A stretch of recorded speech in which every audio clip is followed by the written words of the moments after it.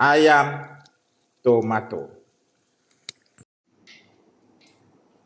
Kita letak kunyit, tak garam, kita goreng dulu.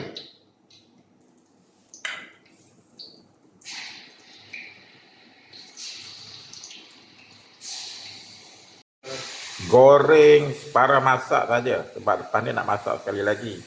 So kita boleh angkat. Nah, separuh masak tu kita angkat.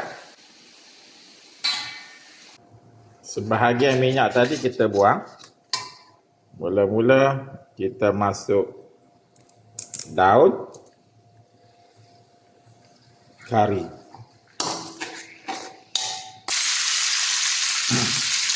Dan kita tumis bawang merah, bawang putih halia.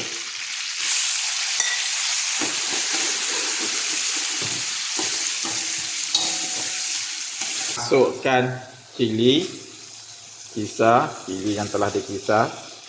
Ini cili kering yang berkisar.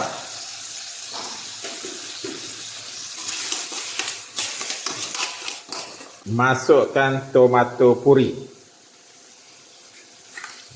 Ini besar sangat. Saya ambil separuh dia lah.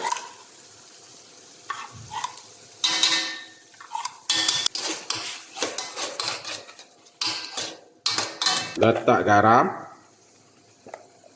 Letak gula. Bimbang rasa.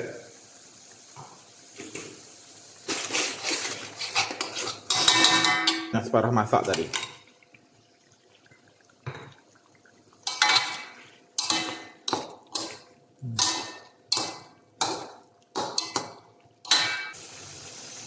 Campur cili besar untuk raih dia dan tomato.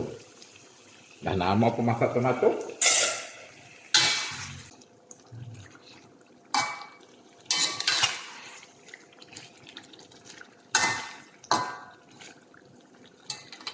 Masak.